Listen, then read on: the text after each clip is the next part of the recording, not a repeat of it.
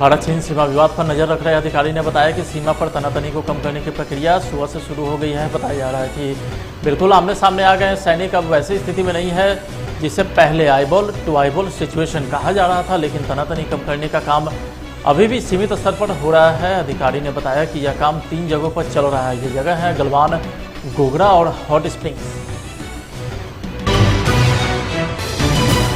Corona का संक्रमण लगातार बढ़ता ही जा रहा है। बिहार में अब तक 12,000 से ज़्यादा कोरोना पॉजिटिव के आंकड़े हो चुके हैं। मुख्यमंत्री नीतीश कुमार की भतीजी को भी कोरोना होने की पुष्टि हुई है। मिली जानकारी के अनुसार उन्हें पटना के एम्स में भर्ती करवाया गया है, जहां उन्हें आइसोलेशन वार्ड में रखा गया है। जदयू के एमएलसी गुलाम गौस और उनकी पत्नी भी कोरोना संक्रमित हो गई हैं। गुलाम गौस और उनकी पत्नी का सैंपल लिया गया था, जिसका रिपोर्ट पॉजिटिव आया।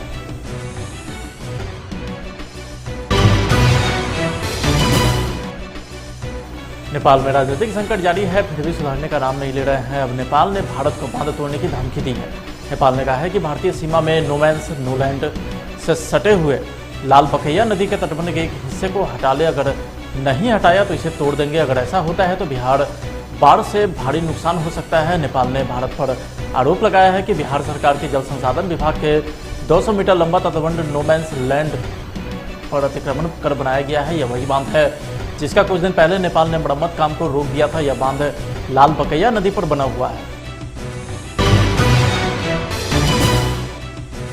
रोहतास जिला के शिवसागर थाना क्षेत्र के मोहनिया गांव में जमीन के झगड़े में हुए मारपीट में 2 महिला सहित 3 लोग घायल हो गए हैं। घटना के बारे में बताया जाता है कि गोतिया में जमीन के हिस्से को लेकर के अक्सर विवाद होता था। इसी विवाद में आए दिन 2 पक्ष आपस में भिड़ जाते थे। इसी विवाद में 2 पक्षों में तनाव हो गया और मारपीट हो गई। मारपीट में जहां एक 17 साल की लड़की को गंभीर चोट आई है, इसके अलावा लड़की के माता पिता दोनों को मारपीट कर घायल कर दिया गया। पुलिस मामले की पड़ताल में जुटी है।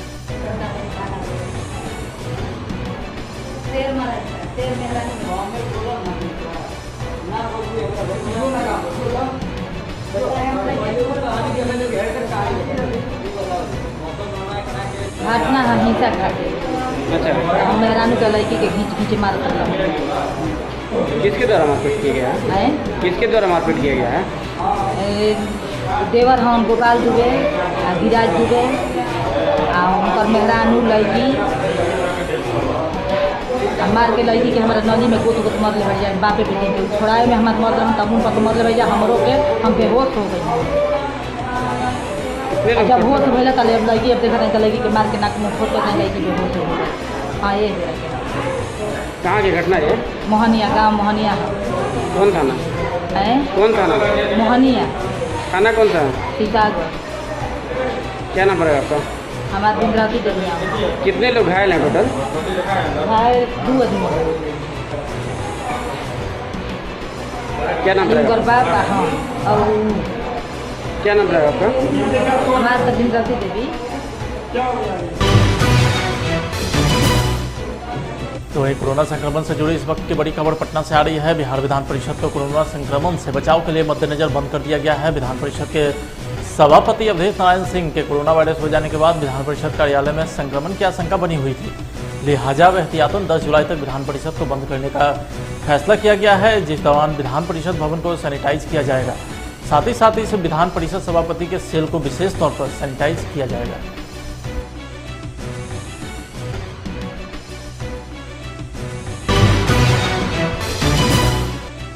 रालोसपा के प्रदेश मुख्य प्रवक्ता अभिषेक झा ने कहा है कि दिवंगत अभिनेता सुशांत सिंह राजपूत की आखिरी फिल्म दिल बेचारा बड़े पर्दे पर रिलीज होनी चाहिए। यह उनके प्रति श्रद्धांजलि होगी। अभिषेक झा ने कहा है कि सुशांत सिंह राजपूत ने पूरे विश्व में अपनी कला और अभिनय के दम पर एक अलग पहचान बनाई थी और हर बिहारी के लिए यह बेहद गौरव की बात है। बॉलीवुड और फिल्म जगत के कुछ लोगों के द्वारा दिए गए तनाव को सुशांत सिंह राजपूत नहीं झेल पाए और उन्होंने इस तरह का कदम उठाया।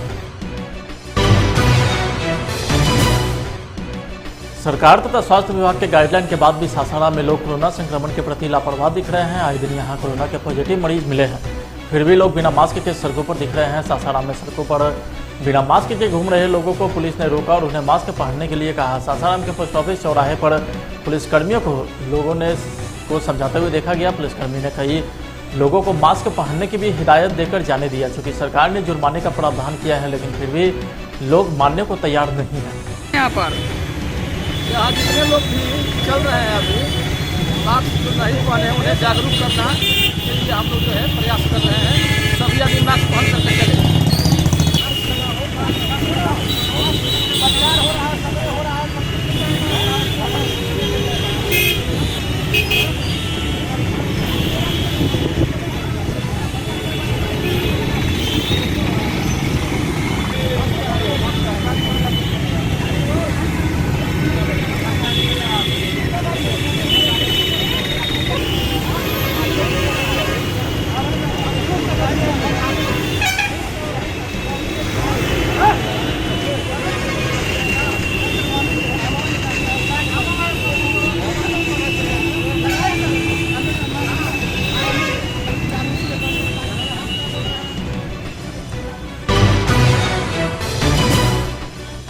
तो वहीं सासाराम के जिला शिक्षा पदाधिकारी प्रेमचंद तथा साक्षरता के जिला कार्यक्रम पदाधिकारी सुधीर रंजन सहाय की विदाई समारोह आयोजित किया गया। उनके स्थानांतरण के बाद शिक्षा विभाग के अधिकारी तथा डीईओ कार्यालय के कर्मियों ने उन्हें अंगवस्त्र तथा उपहार भेंट किया। इस विदाई समारोह से शिक्षा विभाग के कला जत्था से जुड़े शिक्षकों ने विदाई के गीत भी गाए। कहाँ भूल पाता है कोई किसी को, सदा याद रहता जुदाई का लम्हा, जुदाई का लम्हा, जुदाई का लम्हा, ठहरा हुआ सा उदासी का लम्हा।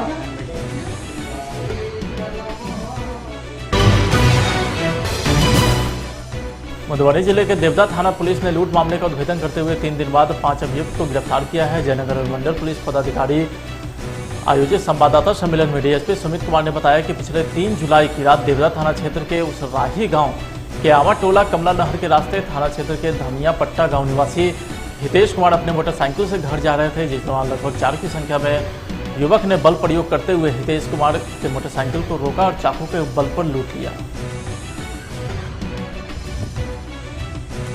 दिखलाया, उसके बारे में जानकारी दीजिए, कहाँ से गिरफ्तार किए लोग? दिनांक 3 तारीख को, जो भी कल परसों बीता है, 3 तारीख की रात में अम्मा टोली सराही नहर है, वहाँ पर एक घटना हो गई थी जिसमें सोहित दास हैं, वो अपने मोटरसाइकिल से जा रहे थे। तो उनको वहाँ बीच नहर पे घेर के 4 लड़के जो है बलपूर्वक उनका मोटरसाइकिल भी छीन लिए। ये चाकू जो आप देख रहे हैं, चाकू का भय दिखाकर, और उसके पास जो मोबाइल था ओप्पो का, वो मोबाइल भी ले लिए और साथ में जो भी पैसा वैसा उसके पास था सब उससे लूटपाट कर लिया। उसके बाद वो करीब 1-1.5 घंटे के बाद जब अपने घर पैदल पहुंचा तो पुलिस को सूचना दिया और पुलिस उसी समय फिर हमारे डायरेक्शन में एसएचओ को मैंने डायरेक्शन दिया और उन्होंने त्वरित कार्रवाई करते हुए, इसमें चूँकि वो अब वादी का मोबाइल में लेके चला गया था, तो उससे हम लोगों ने तकनीकी शाखा से संपर्क करके और उसमें सारी बातों को उजागर कराया और एक एक करके उसमें 5 अनुसंधान के क्रम में उन 4 के अतिरिक्त भी 2 का नाम आया और उन 6 में से 5 लोगों की गिरफ्तारी कर ली गई है। जो मोटरसाइकिल लूटा गया था उसकी भी बरामदगी हो गई है, मोबाइल की भी बरामदगी हो गई है और अन्य सामान की भी। सर, उसराही में घटना घटी थी? हाँ, वो बांध जो है उसी बांध। सर, ये रहने वाले कहाँ के लोग हैं? लोग अभियुक्त जितने भी हैं वो सब पिटवा टोल के रहने वाले हैं। ये सभी प्रवासी थे, ये अभी पूर्व से बाहर रह रहे थे, अभी लॉकडाउन के समय में गाँव में आए थे और उन्होंने इस तरह की घटना पर ध्यान दिया। आपके नेतृत्व में हुआ है गिरफ्तारी सर? नहीं, मेरे डायरेक्शन में एसएचओ देवधा ने अपनी पूरी टीम के साथ काम किया। खबर सासाराम से है, जहां ट्रांसफार्मर के खंभे पर चढ़कर जंगल झाड़ की सफाई कर रहे एक युवक करंट की चपेट में आने से झुलस गया। बताया जाता है कि मुफस्सिल थाना क्षेत्र के कोटा गांव में बिजली के एक ट्रांसफार्मर पर जंगल झाड़ अमर बेला लगा हुआ था, जिसकी सफाई करने के लिए बिजली मिस्त्री गांव में आया हुआ था। बिजली मिस्त्री ट्रांसफार्मर पर चढ़कर जंगल झाड़ की सफाई कर रहा था, जिस दौरान करंट की चपेट में आने से झुलस गया।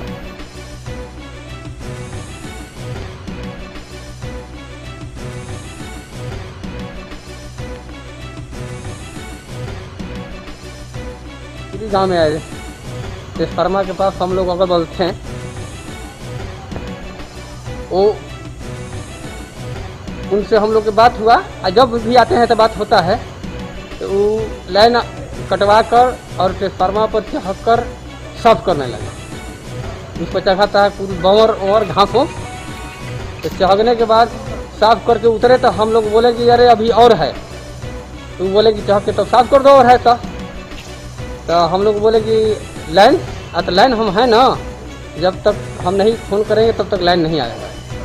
तो ये लड़का महिपाल चढ़ कर उसको साफ करने लगे। और साफ करने लगे और वहाँ से थोड़ा हटे रोड की तरफ, आगे में रोड है और रोड की तरफ जाकर और लाइन दिवा दिए, घटना घट गया। कहाँ की घटना है? ग्राम कोटा ताराचंडी रोड। अच्छा, क्या नाम है घायल का, युवक का? महिपाल, उम्र कितना है? 25 बरस। ये घटना कहाँ पे हो? ट्रांसफार्मर कहाँ पे है? ट्रांसफार्मर गाँव के पास है। कौन जगह पे? ग्राम रोहतास के विक्रमगंज में बाइक के पीछे बैठकर जा रही महिला स्पीड ब्रेकर पर अचानक सड़क पर गिर गई तथा पीछे से आ रहे ट्रक ने सड़क पर गिरे महिला को रौंद दिया, जिससे महिला की घटनास्थल पर ही मौत हो गई है। घटना विक्रमगंज थाना क्षेत्र के रेलवे क्रॉसिंग के पास की है। मृतक महिला बाली सोनवर्षा गांव की रहने वाली थी और अपने मायके जा रही थी।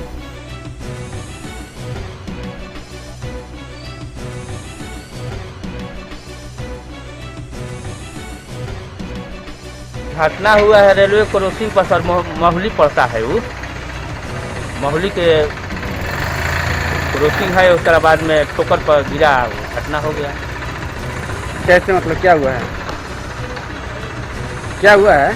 घटना हुआ है मोटरसाइकिल से लोग आ रहे हैं, मोटरसाइकिल के बाद में मोटरसाइकिल से आया, उस पीछे से गाड़ी आ रहा था, गिर गया, उसी में धक्का लग गया। कौन थाना घटना है? विक्रमगंज थाना है। गाँव, हमारा गाँव से आ रही थी, जा रहे थे अपने गांव, तो वो रेलवे नीचे जब क्रॉसिंग नीचे जब आई ना, रेलवे में ब्रेकर हल्का पड़ा, वो तनी गचकी लेकर ऊपर पड़ा, रेलवे में वो गिर गई। इधर ले डस्टरी था, डम्फर था, गिट्टी लोड किया था, वो अगले चक्का चौक गया, फिर दूसरा का चक्का चौक गया, डांड पर चौक गया था। तो फिर बाद में उसको इमरजेंसी में कोरोना हॉस्पिटल में मैं ले गया, तो वहाँ पर ही थी किया। घटना कहाँ पे हुआ है? घटना हुआ है रेलवे क्रॉसिंग के नीचे। कहाँ पे, कौन जगह पे? जगह कौन सा? जगह है शिव जी मार्केट है, वहाँ पर शिव जी मार्केट है एक, रेलवे में नीचे, वहीं पर घटना हुआ है। शिव जी मार्केट कहाँ पे है, कुछ जानकारी है क्या? वो धर्मकंटा होता है वहाँ पर, रेलवे क्रॉसिंग के बगल में धर्मकंटा है, वहाँ पर शिव जी मार्केट है। कहाँ की रहने वाली है मेरे तक? ये रहने वाले बाली सोनवर्षा, ये आई थी हमारा गाँव। मेरा वो क्या नाम मृतक का? उसका कलौती देवी नाम था, मेरा बहन है। उम्र कितनी? उम्र 34 से 35। कितने लोग थे बाइक में? बाइक पे दो आदमी, एक भगिना था, एक मेरा बहन थी, एक मेरा भाई था। घायल भी लोग हैं क्या इसमें? घायल मेरा एक भगिना का तनी चोट लग गया है, तनी हल्का फुल्का इधर में है, तो मेडिकल कराया था, दवा दिए। कोरोना वायरस महामारी के दौर में एक और जहां दुनिया की अर्थव्यवस्था चरमराया गई है, तो वहीं नौकरियों पर संकट भी मंडरा रहा है, तो वहीं दूसरी ओर सोने और चांदी के दाम दिन ब दिन आसमान छूते जा रहे हैं। महामारी के पहले से खस्ता हाल देश की अर्थव्यवस्था और बुरी स्थिति में पहुंच चुकी है। अंतर्राष्ट्रीय मुद्रा कोष ने इस साल भारत के विकास दर को लेकर के अनुमान लगाया है कि 4.5% रह सकती है। भारत ही नहीं, IMF ने दुनिया की अर्थव्यवस्था के लिए इस विकास दर का आकलन 4.9% किया है। इन सबके बीच एक खबर जरूर सबका ध्यान खींचती है, वो है सोने के दाम। सोने की कीमत भारत में जून महीने की शुरुआत में 46,600 रुपया प्रति 10 ग्राम के आसपास थी, जो अब 48,000 रुपया प्रति 10 ग्राम के पार पहुंच चुकी है। कोरोना वायरस महामारी के दौर में एक और जहां दुनिया की अर्थव्यवस्था चरमराई हुई है और नौकरियों पर संकट मंडरा रहा है, वहीं दूसरी ओर सोने और चांदी के दाम दिन ब दिन आसमान छू रहे हैं। नए सवेरे को तलाश रही है बिहार की जनता को एक नई दिशा देने का संकल्प लेकर जनसंघर्ष दल आगामी बिहार विधानसभा चुनाव में पूरी शक्ति के साथ भाग लेगी। चंपारण से उठी यह आवाज़ राज्य की बेहाल जनता की सामाजिक, आर्थिक और शैक्षिक तरक्की को अपना प्राथमिक लक्ष्य मानती है।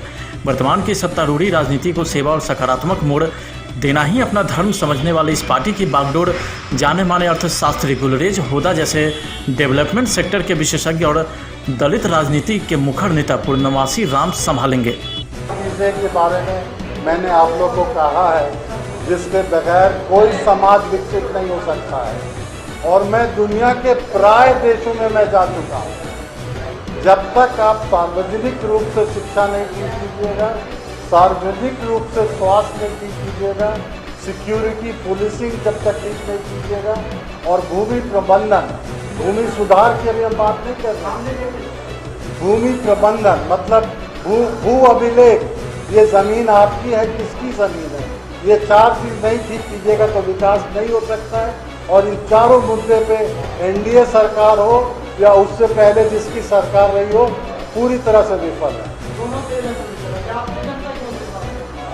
जनता के साथ हम लेके जाएंगे, एक नई सोच है, हम उनसे बात करेंगे। हमारा काम लोगों ने देखा है, अपने काम के बारे में उनसे हम बात करेंगे और हम बताएंगे कि ये सब सारी चीज़ें कैसे हो सकती हैं और क्यों ज़रूरी है। क्योंकि जो अभी हो रहा है, शिक्षा हो या स्वास्थ्य हो, बिहार में ज़्यादा, देश में उससे थोड़ा कम, दोनों शिक्षा और स्वास्थ्य का निजीकरण हो गया। जिसके पास पैसा है वो तो पढ़ लेता है, जिसके पास पैसा नहीं है वो नहीं पढ़ पाता। और जो असमानता है हमारे देश में, और जो बिहार में असमानता है, 1% लोग हमारे हिंदुस्तान में 70% धन के मालिक हैं। ये आंकड़ा मैं दे रहा हूँ, और ये असमानता बिना शिक्षा के दूर नहीं हो सकती। तो वहीं पटना से सटे बख्तियारपुर प्रखंड कृषि कार्यालय में प्रखंड कृषि समन्वय के पद पर तैनात नीलेश कुमार को निगरानी की टीम ने 10,000 रुपया रिश्वत लेते रंगों हाथ गिरफ्तार किया है। इस टीम का नेतृत्व कर रहे निगरानी डीएसपी सर्वेश कुमार सिंह ने बताया कि बीते 2 जुलाई को शिकायतकर्ता के द्वारा शिकायत मिली थी कि बख्तियारपुर प्रखंड कृषि कार्यालय में कृषि समन्वय के पद पर कार्यरत नीलेश कुमार रवि और खरीफ फसल में आवेदन के लिए 10,000 रुपया रिश्वत की मांग कर रहे थे, जिसके बाद ये कार्रवाई की गई।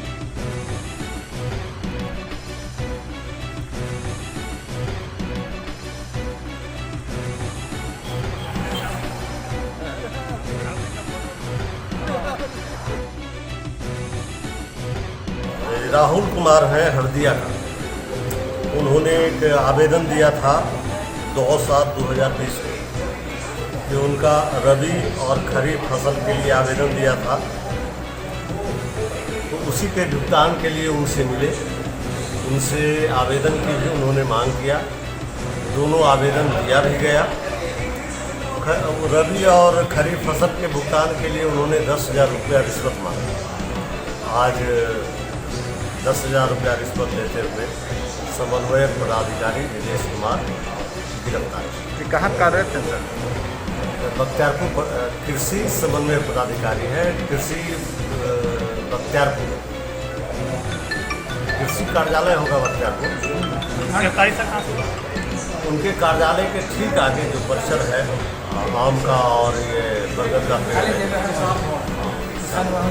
उसी के पास।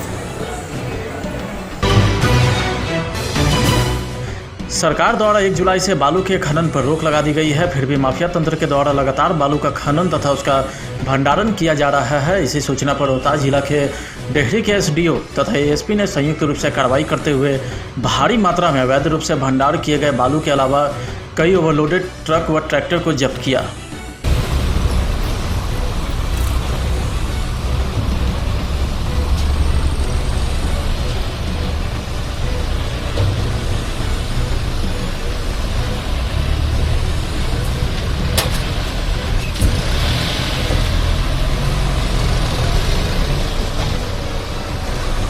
सर, एनजीटी के निर्देश के बाद भी बालू की वो ढुलाई हो रही है, इसलिए अभियान चलाया गया, क्या कहेंगे? ये इस तरह की हम लोग लगातार अभियान चला रहे हैं और जो भी अवैध रूप से डंप किए हुए बालू हैं उनको हम लोग जब्त कर रहे हैं। उनके विरुद्ध प्राथमिकी भी दर्ज की जा रही है। इसके अतिरिक्त जो भी ट्रैक्टर और ट्रक अवैध ढुलाई में लगे हुए हैं उनको जब्त किया जा रहा है, उनके विरुद्ध भी प्राथमिकी दर्ज की जा रही है। इसके अतिरिक्त हमारे क्षेत्र में जितने भी अवैध बालू घाट संचालित हो रहे हैं या अगर ट्रैक्टर के वहाँ से लोडिंग हो रही है तो उसको भी हम लोग कटवा रहे हैं, उस पर भी कार्रवाई की जा रही है। उस पर भी संलिप्त व्यक्तियों के विरुद्ध हम लोग छापेमारी करके और प्राथमिकी दर्ज कर रहे हैं। सर, आज इस कार्रवाई में कितना क्या हुआ? अभी तो कार्रवाई प्रारंभ हुई है और अभी ये लगातार शाम तक जारी रहेगी और जहाँ जहाँ भी अवैध रूप से बालू डंप किया हुआ है उसको हम लोग जब्त करेंगे और जब्त करके जो भी जिनके भी भूमि पर जिनके भी ज़मीन पर बालू डंप किया गया है उनके विरुद्ध प्राथमिकी दर्ज की जाएगी और उनके विरुद्ध कानूनी कार्रवाई की जाएगी। बिहार के सभी निजी स्कूल मिलकर सीएम नीतीश कुमार को 1 लाख से अधिक पत्र लिखेंगे। ये जानकारी private school and children welfare association के प्रदेश महासचिव डॉक्टर एसपी वर्मा ने सासाराम में प्रेस कॉन्फ्रेंस कर दी जानकारी। उन्होंने कहा है कि कोरोना संक्रमण के कारण पिछले कई महीने से स्कूल बंद है, ऐसे में शिक्षक व शिक्षकेतर कर्मियों को वेतन भुगतान करना मुश्किल हो गया है।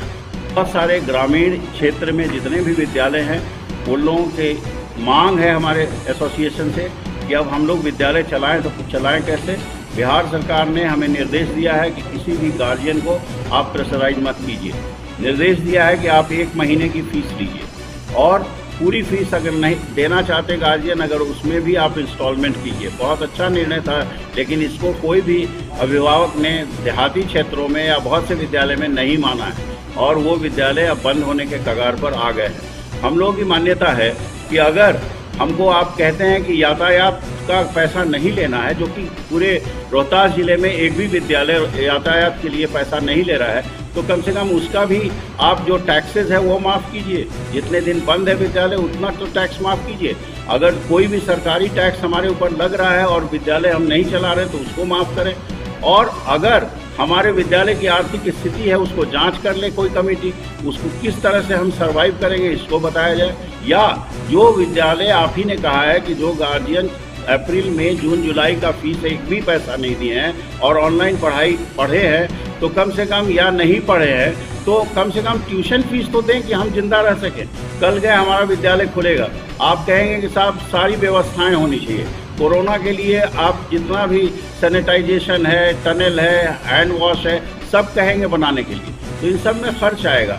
तो ठीक है, विद्यालय करने के लिए सब तैयार है, कम से कम आप ये कहें कि हमें किस तरह से सर्वाइव होना। तो इसके लिए हमारी संस्था ने ये डिसाइड किया कि हम लोग अपने बात को पत्र के माध्यम से मुख्यमंत्री महोदय को लिखें और वहाँ पर लिखने के बाद हम लोग ये देखें कि उसका असर क्या पड़ता है। और हमें उम्मीद है कि हमारे माननीय मुख्यमंत्री हम लोगों की बातों को समझेंगे, हमारी आर्थिक दशा को समझेंगे और उसका समझ करके उचित निर्णय लेंगे।